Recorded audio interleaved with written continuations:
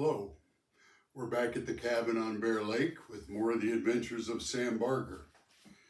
We're going to start back on chapter 4. We left off on chapter 3 when Sam was confronted with the realities that he was going to have to leave Ninilchik and move to Anchorage. On the last day of May, the Bargers drove down Hollywood Drive to our new home in the Hollywood Arms Apartments. Unfortunately, Hollywood Drive in Anchorage, Alaska had no resemblance to the Hollywood that the rest of the world knew about. Ours was one of dozens of two-story apartment buildings scattered like Monopoly hotels on Government Hill, across Ship Creek from downtown Anchorage. We drove into Anchorage from the south, and except for the mountains behind it, Anchorage looked like a city in a geography book, with the neighborhoods and grocery stores and gas stations you'd always expect. As we neared downtown, the buildings closed in around our car, and on every block it seemed a building had collapsed or stood empty, damaged by the big earthquake the year before. Suddenly, the downtown ended, and the stores and other buildings were gone. Most of them crumbled by the quake and then hauled away in dump trucks. It left a bare hill right on the edge of the busy downtown. The hill leading down to the railroad and the docks was empty. At the base of this hill, Ship Creek crossed under the railroad tracks, past the docks and the rail yards, and slid through the mud flats into Cook Inlet. We drove across and up the opposite bluff to Government Hill, where most of the traffic was headed for the Air Force Base. Our neighborhood was on the bluff above the railroad yard and 2 blocks from the Air Force Base. Hollywood Drive seemed, even to a bush kid, to be in the middle of nowhere, going nowhere. We parked in front of the Hollywood Arms and started unloading the car. Mary complained as soon as Mom was out of earshot. Well, you notice nobody asked what we wanted. This place is a dump. I can just imagine what the kids here are like. Oh, it's not that bad, I said. Not so bad. When you get to be my age, Humpy, you'll be a little more particular. Peeling paint the color of chicken vomit, dirty broken windows, it's a dump. So, yeah, it's pretty yucky. Well, orphans don't get choices, I said. Oh, lose the drama, Sam. We're not orphans. Want to bet? Oh, don't start that. Orphans go to orphanages or get adopted because they don't have parents, you moron. I think if you look, Mom's in the kitchen cleaning cupboards. I'll find the dictionary and show you, I said, as soon as we get unpacked. And I did too. I showed her in the dictionary that a child who loses one parent can be called an orphan. You'll see, Humpy, orphan or not. When you go to school next year, you won't be the tallest kid or the fastest runner or anything. You'll just be another stupid freshman in a big high school. And I'll be that junior girl that nobody knows or wants to know. She stomped off with a pair of boxes and disappeared through the dirty green door that led to our new home. The sky was full of noise, and I looked up to see a trio of fighter jets roaring in low to land at the Air Force Base. It was amazing to see real jets flying above my head, like the ones on the model airplane boxes. It wasn't long, though, after the flash and the roar, that the ribbons of exhaust across the sky became just part of the incessant noise of the city. Distant thunder behind the storm of cars, kids, and trains. Our new home was a 2-bedroom apartment on the 2nd floor. 5 rooms with white walls, a kitchen with an electric stove, a complete bathroom glistening with porcelain and chrome, 2 bedrooms, and a living room with windows that opened to let the musty air escape. My room had a window with a view of the gravel and potholes of the parking lot. Beyond that was the natural hedge of cottonwoods and alders along the bluff, and beyond that, the screech and chug and whistle of the railroad yard that carried a hint of mystery and adventure. There was no room for snares or trap lines here, no snug hummocks where a boy could hide and daydream. But I had to admit that back home didn't have railroads, didn't have fighter jets, and didn't have playgrounds. Luckily, for the time being, the excitement of something new had me forgetting the part of leaving that I hated. I had 3 boxes piled on the bed. One was a box of jeans, t-shirts, and underwear that I sorted into the bottom drawer of a metal refugee from an army barracks. It matched the single metal bed that took up most of the space in my tiny room. The room was small, but it was mine, and for the first time, I had a room of my own. In the coming months, it would become a refuge from all the things that weren't mine. The other boxes were important ones. One was a black label beer case. The bottom was reinforced with tape and packed so full of comic books that I barely made it up the stairs without taking a break. Half of the comics made a neat stack in the corner of the bureau. The rest went under the bed.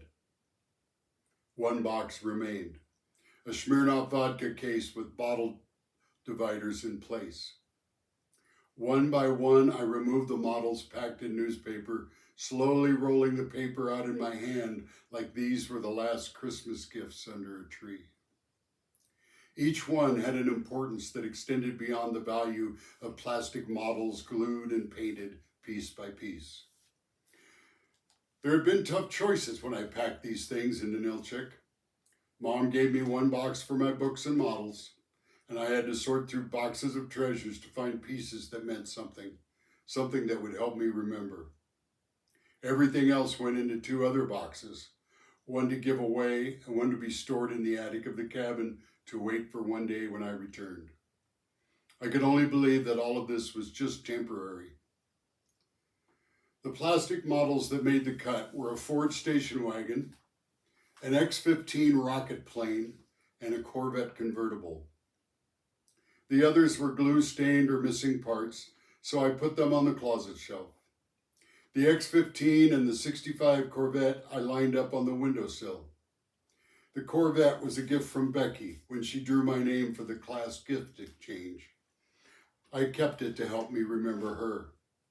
The rocket plane had been a birthday gift from Dad. The last one, I realized. Now all I had were these pieces of plastic and paint and a strange sick feeling when I thought of them. The Ford station wagon with the wood grain trim was just like the car we had taken Dad to the hospital in when he had his heart attack. When I set it in place on the bureau, a new place in a new room, I felt a warm knot in my throat. Once we were settled in our apartment, it became home without a mother. Every day, Mom was up at 5, showered and sitting at the table with a cup of coffee in her robe, looking out the window for a while before she dressed and caught the bus downtown. She worked at the big hotel there. She was a waitress till 3, then a hostess or a cashier till closing. Most nights she didn't come home till 10. By then, she wanted her sippin' and slippers, a short glass of whiskey and her sheepskin slippers. With those 2 comforts and a kiss from her kids, she'd sleep on the couch until it was time to start again. There was no fresh bread in this house, no hot stew with dumplings. The mother I'd had for all those years moved out and left her twin. This was a mother at work, going to work, home from work, or tired from work. She didn't make jelly, and she bought Wonder Bread. Mary and I had a list of chores for each day, including cleaning and laundry, until finally Mary even admitted we'd become orphans. I determined to get along by doing anything I chose as long as I could, undisturbed. I daydreamed and read my comics and Mickey Spillane detective novels. I inherited Mickey Spillane from Joe, who didn't think I'd understand the books, but I did. Spillane wrote stories about tough guy detectives, kind of urban Tarzans, taking on the rough jungle life of the city. My 3rd Sunday in Anchorage, I lay with my feet propped up on the windowsill and a book under my nose. I was using up an afternoon helping Mike Hammer track a high society killer. Mom was running the vacuum up and down the hall in her weekend ritual of cleaning everything in the apartment, dirty or not. She was in her Sunday jeans and sweatshirt that she changed into after what Mary and I called church shopping. We'd been to 3 different churches in a month, and she still wasn't settled on one that fit her philosophy. This week, she had walked out shaking her head. "What Bible has he been reading?" she asked in disgust. Mary and I just nodded and looked at each other. She shut off the vacuum long enough to shout down the hall at me, but I pretended not to hear. Then I heard her footsteps coming to my room. She didn't share my literary convictions, so Spillane went under the bed, and out came a book called Touchdown Trouble, a sports story that was more to fit Mom's approval. She rapped on the door and followed that in. She leaned on the door jamb and glared. "Go outside and meet some of the kids in the neighborhood," she said. "You'll never make friends sitting here with your nose in a book." "I don't want to meet anybody." I threw my book face down on the rumpled bedspread. "You don't mean that. Go on outside." "One more chapter?" "You can finish the chapter you're on, and that's all." More arguments would just start a fight, so I read until she finished vacuum and jumped me again. "Thought I told you to go outside." "You did. I'm going." Then I stomped downstairs into a cold, cloudy Anchorage June. The only kids out and about in the neighborhood were 3 little girls playing on a rusty swing set. I roamed down the block away from the dreary apartment building and into a street full of small houses. Mom was right. I wanted, perhaps desperately, to have friends, but meeting strangers seemed like a much too difficult way to do it. These people had friends and lives. They didn't need me. How did a guy make friends anyway? I was born with all mine. They rolled into town and just took up with the rest of the kids at school. I came from a place where friends were the kids you grew up with, almost like brothers and sisters. Some you loved, some you hated, but at some time or another, you played with all of them. Back home was too far away, so I just put it out of my mind. I daydreamed I was playing tight end for a football team and tried to win the big one all by myself. My team was the underdog, and the rain had turned the field to mud. I scooped up a fumble and ran, dodging, twisting, and turning through the stumbling tacklers of the other team. I had never played football. I had just read about it in books, and it seemed like it would be fun. Out of nowhere, a real football soared toward me, nearly beaming me before it bounced off the hood of a Plymouth station wagon. I stumbled after the ball and carried it back to a gang of kids in the middle of the street. "Want to play some touch?" a tall, skinny kid asked. "We need another guy." "Sure," I said, a little nervous. I was tall for my age, so the 2 teams argued who deserved most the benefit of my obvious size and possible skill. I ended up with a short boy with a pug nose they called Masick and his big mouth pal, Taylor. I told them both I could play tight end, which from my books-only experience meant I ran down the field and caught passes for touchdowns. We formed a 3-cornered huddle. Taylor squinted like a tough guy. "You catch a pass?" he asked. "Oh, you bet. Just get it to me," I answered, with a line right out of Touchdown Trouble. "Good, because we're 3 touchdowns down." Taylor puffed up. "Okay, do a quick block and then sprint down the middle of the street." For the first time in my life, I took my place on the line of scrimmage.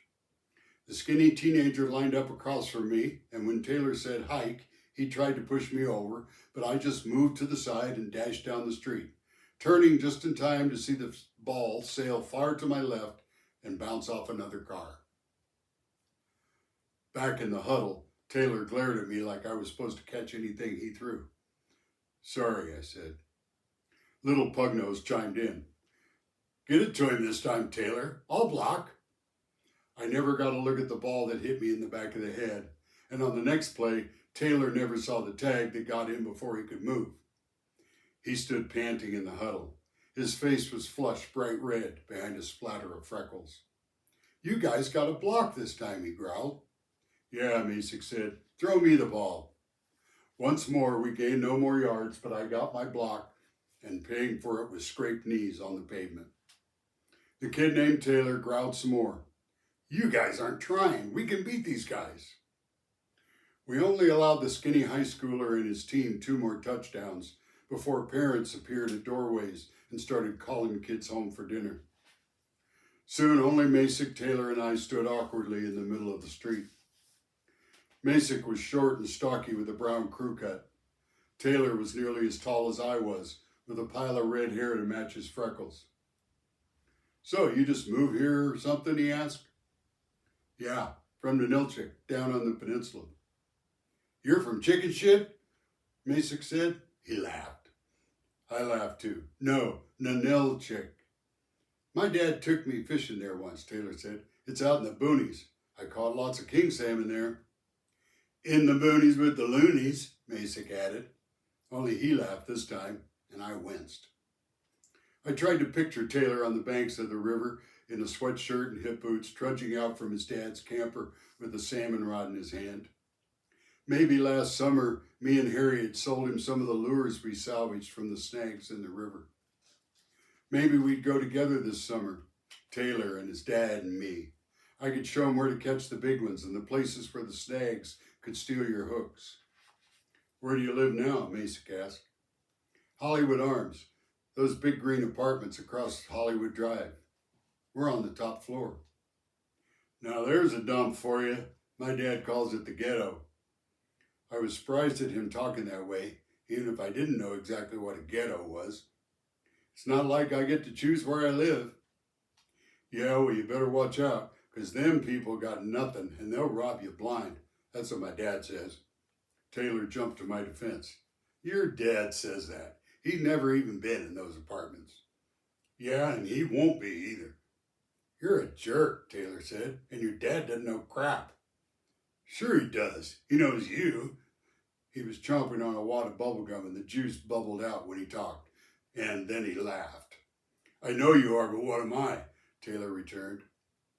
Where do you guys live? I asked, interrupting their silly argument. Well, Mr. Know-It-All here lives way down past the shopping center, and I live right there, said Taylor, pointing to a blue house with a garage and chain-link fence.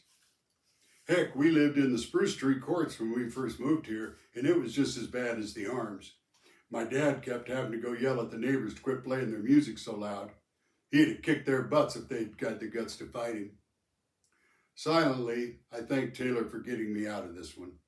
I'd never had to fight a total stranger before, and even though Masick didn't look like he'd be much of a fight, it would be a fearful sort of encounter without any kind of relationship to fall back on when it was over. I also thought hitting a stranger would be easier than a good friend like Harry, but it didn't seem to work that way. To think I was going to tell him how cool it was to live in an apartment like we were, and we were going to get a TV. Now I find out it's not cool at all to live in an apartment. Suddenly I envied Masick and Taylor for having houses and yards and dads to tell them things, though I couldn't remember my father ever telling me rotten things like that about other people. I risked an invitation. You guys want to come over and play on the bluff behind the apartments tomorrow? The elders are neat and we can climb around and stuff. How bold I felt to invite, to assume, to think that friendship was possible with these 2 guys I just met. Well, I'm spending the night at Masick's here, so yeah, why not? If Masick isn't afraid someone will rob him over there. We laughed, and Masick slugged Taylor on the shoulder. I left my newfound pals to finish their fight alone and ran all the way home. I had found some friends, but the apartment looked shabby and worn out. Did I imagine faces glaring at me from every window? 3 little girls I'd seen earlier were still on the swings, and I observed that 2 were black and 1 was brown. I hadn't noticed before. A guilty relief filled me when I found a little white girl with a jack-o'-lantern grin perched on the steps. She was dirty and lean, a deserted runt on the front porch. I smiled when she said hello and tried not to let her know I was staring at her forehead. It was impossible not to stare. A lump stuck out of her forehead just above her eyes.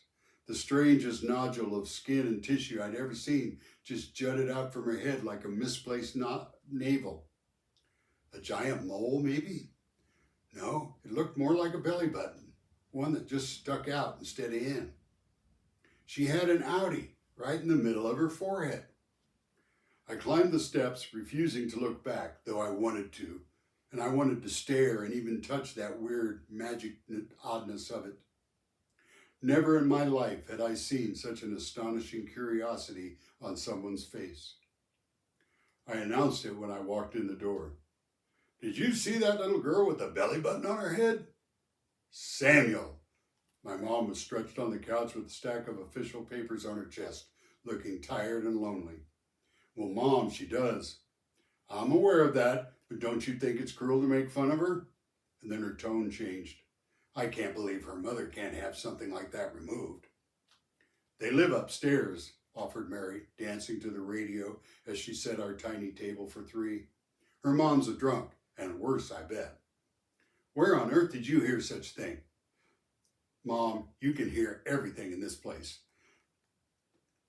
The way that woman talks, you better stuff cotton in Humpy's ears when he goes to bed. His name is Sam, and that'll be just enough of that. I expect you to treat that little girl nicely. She has enough to put up with without you two giving her a bad time. Now get in there and put supper on the table. Supper was still strange, with just the three of us, but no one mentioned it. Instead, we looked beyond the room for topics. Mom, why do all these Negroes live here, I asked, around a mouthful of chicken. Back in Nilchik, I'd never seen but one or two black people before, and now they were all around me. I didn't say so, but they scared me a little. They're just people, asserted Mom. One of them talked to me today, Mary said. Oh, that's nice, Mom answered. You just stay away from them. But I was down in the laundry room, Mary continued, and this lady came in and got her sheets out of the dryer. She just asked me where I was from, stuff like that. I didn't say they weren't friendly. I just said stay away. They have their life and we have ours. Now get after those dishes. Mom left us with no chance for questions and went off for her bath. I went to bed, filled with images of that little girl with the belly button on her forehead. Maybe her mom was a witch who practiced black magic on helpless children. Maybe she wasn't a little girl at all, but a bat or a unicorn, changed by some trick of magic. After all, it was at nighttime when I saw her. The way Mom talked about our neighbors managed to make the place we lived seem even more mysterious. The smells of cooking food and the sounds of music coming from other apartments were so foreign as any I could imagine. From the mold and mildew and the accented voices in the hallways, to the unfamiliar spicy food odors and the pounding music that leaked through open windows, I was surrounded by the strange and sinister place that I must call home. I was glad it was summer, so the night wasn't dark. Chapter 5. Mom always makes us get up before she went to work, so I had time to write a letter before I went out to the bluff to meet my new friends. I lay on the bed with the remnants of my Big Chief writing tablet and wrote, Dear Becky. I'm fine, I wrote. I hope you are too. I chewed on my pencil, then I went to the kitchen and poured a glass of milk. This was my first letter to a girl, and I was at a loss for words. What could I say that really mattered? I didn't want to say too much and be mushy or not say anything and have her stop being my girlfriend. I was losing my mental picture of Becky, and I wondered what it was like that I liked about her. In my top drawer was the scented flower note card with her address. I dug it out and laid it on the bed to let the fading perfume work on me. I took a half an hour to say that we had moved into an apartment and the summer was boring here just like at home. I couldn't tell her the secrets, the mysteries that abounded in this foreign place. I was too proud to say much about how I missed climbing in the alders on the bluff above the beach sites and building forts with my friends. Instead, I told her to write and say hi to people I knew, and then I gave up. The letter went into an envelope and into the drawer with Dad's cribbage board. Maybe I'd mail it in a few days. But suddenly, I didn't want to. Becky and Harry Munson and all the other kids that had been a part of me were receding in the tide of my life, and I feared it soon they would be too far away for me to reach. I ran all the way out to the bluff. The birds were out, and I spooked a squirrel that chattered and screamed against my right to be there. Below me, on the base of the steep hill, train cars moved back and forth, squealing their brakes and clanking as they met. I could just see pieces and colors through the branches and leaves, but the scene seemed dirtier and more confusing than the train sets I'd seen in people's basements or on Western movies.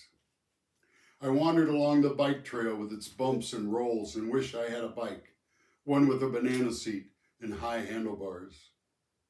I heard a clatter and turned to watch a bike approaching. It was a bike like I'd been thinking about, and I knew by the sound that the owner had clipped a playing card to the frame so that it hit the spokes, imitating an engine, a dream of power. The rider was slim and dark-haired. He was sleek like the bike, and they moved together, lightly touching the tops of the bumps and swerving around the rocks and the bushes. Twice the bike left the ground, but the kid turned it and landed square on the trail.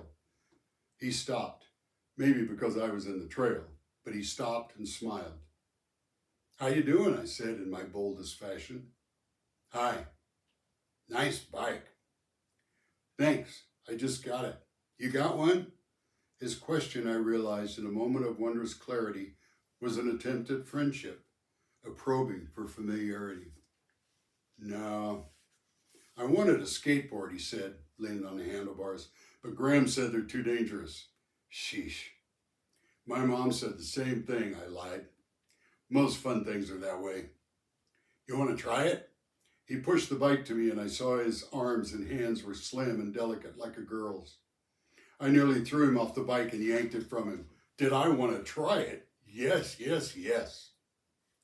"Sure," I said. "Oh yeah, my name's Sam." I didn't want to chance another embarrassment about my nickname. "Billy. I'm Billy."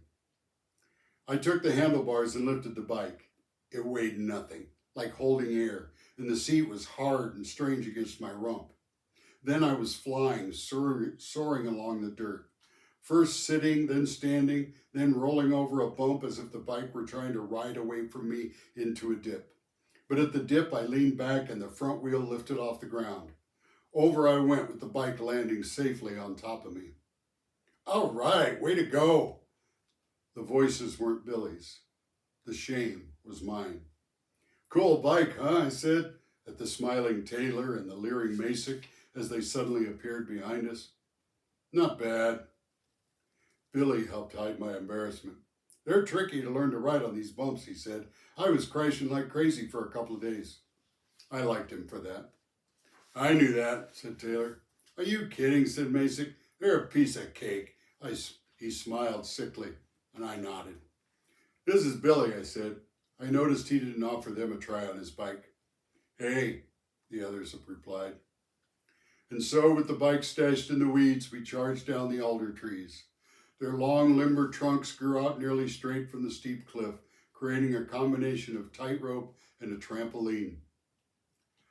We ran leaping and springing from trunk to trunk, each one bouncier than the next. For just a little while, 4 little kids dropped their guard and allowed themselves to be friends and play like little boys. "You're it," I said, pushing Taylor off his balance and leaping to another branch. He quickly ran up a big trunk and tagged Masick. "You're it," he said. Masick tried forever to catch one of us. Then Billy felt sorry for him and let himself be caught. He tagged Taylor in an instant and bounded lightly away. We all chased him, but he would slip away from us and run to the thin, limber ends of the trees, bending them to the ground and then leaping to another higher one. At last, we lost interest in my wild country sport, and we sat in a sunny spot under the branches, invisible from everyone. "Know any jokes?" Taylor asked. His face sparkled with sweat and his eyes with mischief. Masick couldn't resist. "What's green and hangs from trees?" "Everybody knows that one. Elephant snot," answered Taylor. Billy laughed. "What's black and dangerous?" "A gorilla with a machine gun." "No, a crow with diarrhea." It was time to raise the ante. it was time to use all the things I learned from Dean. Dean was an 8th grader who sat with me on the bus all through 5th grade and filled my ears with dirty jokes and cuss words. Dean, who sat by me because the kids his age hated him, and the older kids, including his own brother, would punch him if he went to the back of the bus. So he sat by me, and there he found an audience for his crude jokes. Here's one. Did you hear about this guy who was traveling cross country and his car broke down? I asked. The others leaned forward as I launched into the story. He goes up to this farmhouse and says to the farmer, "Can I stay the night?" "Yeah," said the farmer, "but you have to sleep with my daughter." The guys laughed and bent closer as my voice dropped. "Okay," said the guy, and the farmer takes him to his daughter's bedroom. The next morning they're having breakfast and the farmer said, "Did you like my daughter?" "Yeah," said the guy, "but every time I kissed her, she spit rice in my face." The other guys laughed without knowing why. "Well," said the farmer, "number one, that wasn't rice. And number two, she's been dead for 6 months." "Ooh," they groaned and laughed, except Taylor, who said, "I don't get it." Masick blurted out, "Maggots, dummy." The three of us laughed hard. All the filthy and disgusting stories we could muster poured out on that bluff and rustled among the dead alder leaves that day. We were wild and unchained, and for the moment unbound by our age. It felt like we were outlaws hiding in the woods from the world and its grown-up rules. "We need a fort," declared Taylor suddenly, "a hideout, a place of our own where we can do what we want." "Well, this spot is good. We're covered from every direction but the turn of the hill and the canopy of alders." I looked up at the wall of Devil's Club with their straight stalks covered with tiny thorns. "What are we, little kids?" said Billy. "We don't need a fort. We need a hangout." "That's what I meant, but there's lots of little kids around here," complained Taylor, seeming to trust no one. "They'll get into our stuff or tell on us." I wondered what evil he had in mind. "I know a place where nobody ever goes," said Billy, no longer the quiet member of our gang.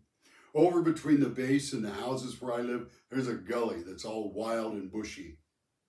"I know what you mean," Masick interrupted. "That's down by my house." "Oh, yeah," Taylor said. "That would be perfect." "But," Masick said, his voice turned sinister, "it's kind of scary.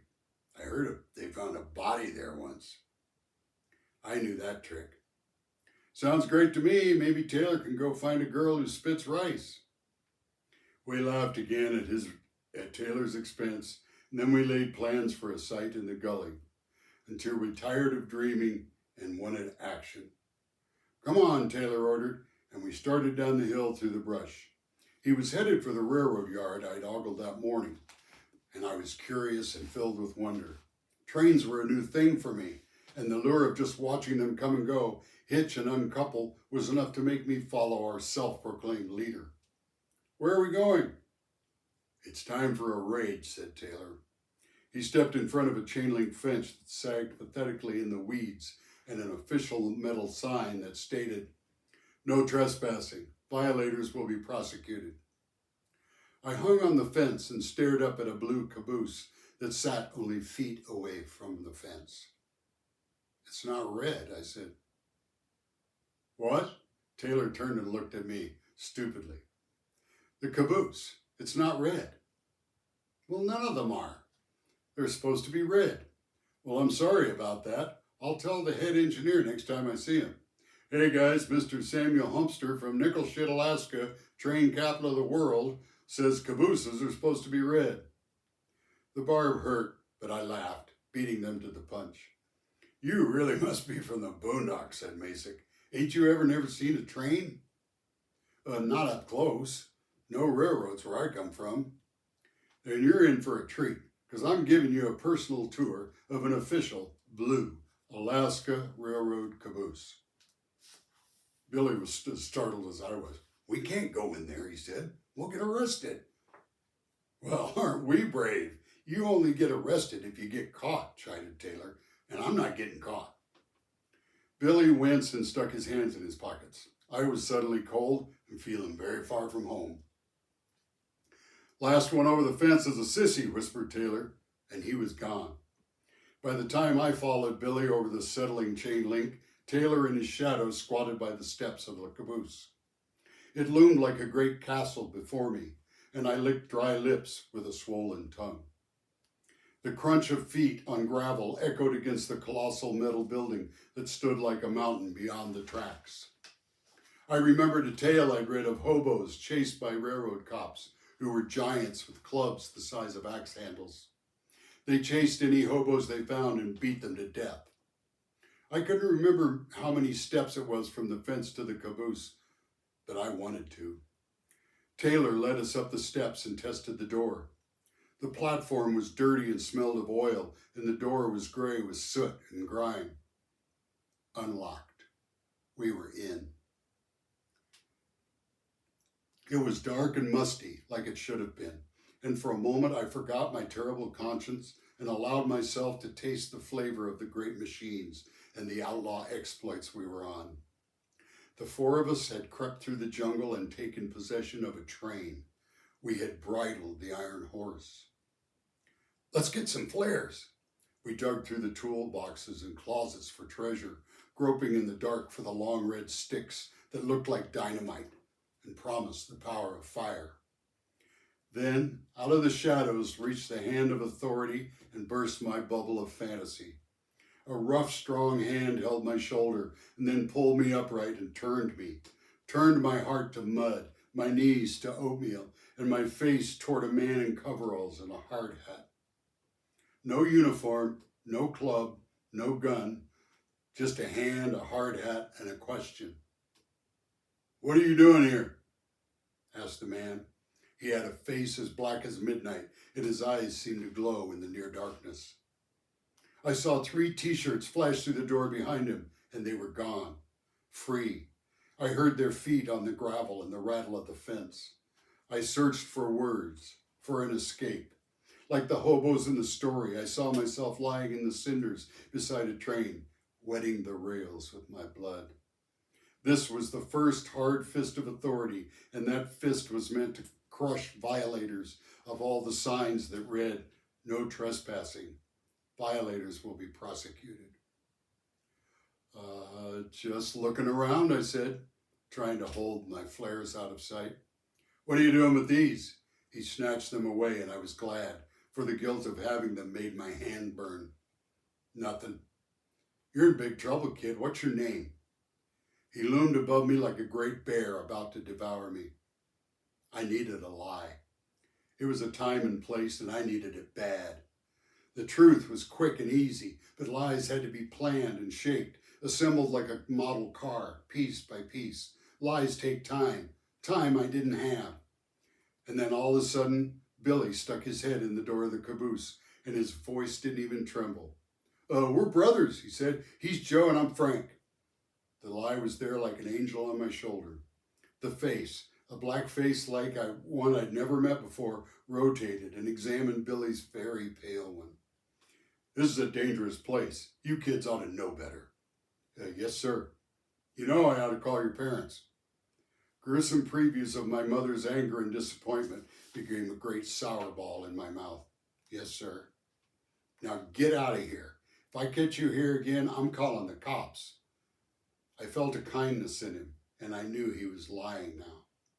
With the passing of my panic, I saw a face that wanted to laugh, that didn't want to scare boys gone exploring, a face that wanted to run with us, up through the fireweed in the Devil's Club, under the sweeping alders. "Yes, sir." By the time we reached the back of the apartment, we could laugh. We had taken an incredible and dangerous journey, and now returned safe, but unmarked. We were different. I could feel the newness of seeing a part of myself I'd never seen. And as we wandered across and out of the parking lot that was my backyard, we were quiet, each looking with curiosity into that hole where fear lived with panic and terror. Not the childish, scary notion that we might get grounded or spanked or yelled at, but that honest, raw fear of irrevocable violence from strangers without guilt. Only by some crazy luck, in our view, had we found a forgiver, a man with compassion. That day we made another amazing discovery, the kind that changes you forever. Yes, we'd been caught and scared, but we had also gotten away with it, and we had uncovered a powerful secret. Trespassers are not always prosecuted. That brings us to the end of our time, and next time we'll start on Chapter 6 and more of Sam Barger's adventures in the big city of Anchorage. Thank you.